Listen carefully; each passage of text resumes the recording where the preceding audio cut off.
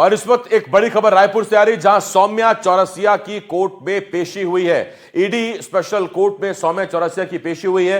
2 दिन से ईडी की रिमांड पर सौम्या थी। आज उनकी रिमांड खत्म हो रही थी। शराब घोटाले में ईडी ने उनकी गिरफ्तारी की थी। तो बड़ी खबर आपको बता रहे हैं, और बड़ी खबर रायपुर से, जहां सौम्या चौरसिया की कोर्ट में पेशी कराई गई। ईडी स्पेशल कोर्ट में सौम्या चौरसिया की पेशी हुई। 2 दिन से ईडी के रिमांड पर सौम्या थी और आज ये रिमांड खत्म हो रही थी। तो कांग्रेस शासनकाल में भूपेश बघेल की सरकार में सौम्या चौरसिया बड़ी कद्दावर अधिकारी बताई जाती थी।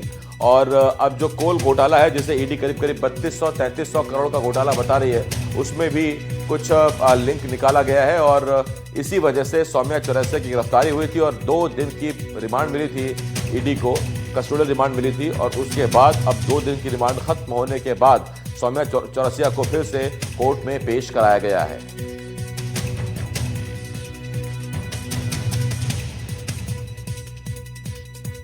तो ये बड़ी खबर आपको बता रहे, 2 तस्वीरें हम आपको दिखा रहे हैं। एक तरफ 16 दिसंबर को गिरफ्तारी हुई थी और 19 दिसंबर को आज उन्हें कोर्ट में पेश किया गया है। मेरे सहयोगी नीलेश इस बड़ी खबर पर हमारे साथ जुड़े हुए हैं। नीलेश, अब तक पेशी पर कुछ निकला क्या, कुछ अपडेट, रिमांड पर कोई अपडेट? देखिए, ये बताया जा रहा है कि कोर्ट के अंदर जो है वो पेश कर दिया गया है और ये भी कहा जा रहा है कि 14 दिन की न्यायिक रिमांड पर उन्हें जेल भेजा जाएगा। लेकिन इस पर एक बात और आसिफ मैं स्पष्ट कर दूं कि अभी आधिकारिक तौर पर, या कहें कि कोर्ट का जो ऑर्डर होता है, जो टाइप होकर आता है, वो अभी नहीं हुआ है और उसी का इंतजार कोर्ट परिसर में चल रहा है। सौम्या चौरसिया भी अभी भी कोर्ट परिसर में ही मौजूद हैं और उनके वकील भी अभी तक इस पर कुछ ऑफिशियल कोई जानकारी नहीं दी है।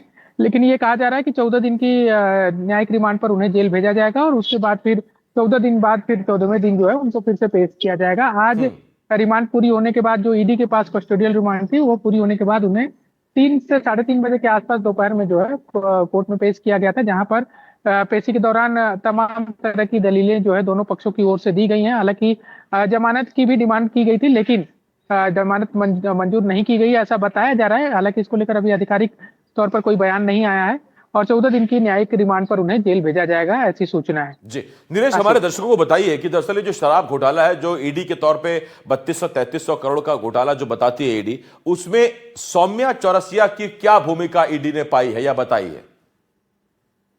देखिए, जो एक प्रेस नोट भी आज आया है ईडी का इसी मामले में, सौम्या चौरसिया की गिरफ्तारी के मामले में, उसमें भी इस बात को स्पष्ट किया गया है कि जो शराब घोटाला, जिसको पहले ईडी 2100 करोड़ रुपए का करीब बताती थी, वो उसमें जब ईओडब्ल्यू जो राज्य की एजेंसी उसने जांच की, तो वो घोटाला करीब 3200 करोड़ के आसपास का पाया गया। और उसके बाद उसमें जो सौम्या चौरसिया की भूमिका है, वो करीब 115 करोड़ रुपए जो है, 115.5 करोड़ रुपए जो है उसकी जो चैनलाइज हुआ है, उस पर इसमें इनकी बड़ी भूमिका बताई जा रही है। और ये कहा जा रहा है कि हवाला के माध्यम से उस पैसे को अलग अलग जगह पर इन्वेस्ट कराया गया।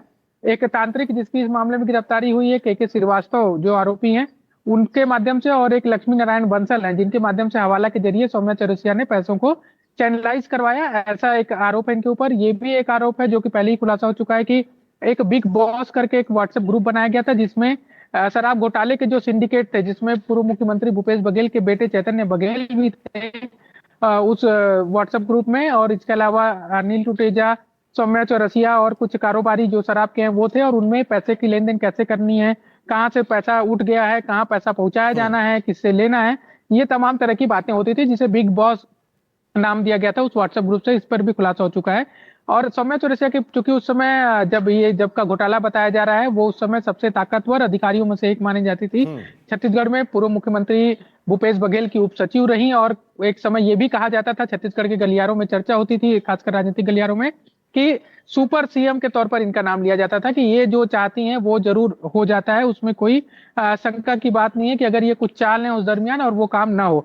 तो ऐसे में सौम्या चौरसिया की भूमिका ये बड़ी मानी जाती थी। और यही कारण भी है आसिफ, कि न सिर्फ शराब घोटाला, बल्कि आप देखेंगे कि कोल घोटाला मामले में भी सौम्या चौरसिया मुख्य आरोपी के तौर पर है, डीएमएफ घोटाले में भी सौम्या चौरसिया मुख्य आरोपी के तौर पर है। और जितनी भी एजेंसियां, केंद्रीय एजेंसियां जिन मामलों में छत्तीसगढ़ में पिछली सरकार की जांच कर रही है, उसमें सौम्या चौरसिया की भूमिका जरूर कहीं ना कहीं बताई जाती है। तो यही एक बड़ा कारण है कि। और जी बहुत बहुत धन्यवाद आपका इस तमाम जानकारी के लिए। अपडेट हम आपसे लेते रहेंगे।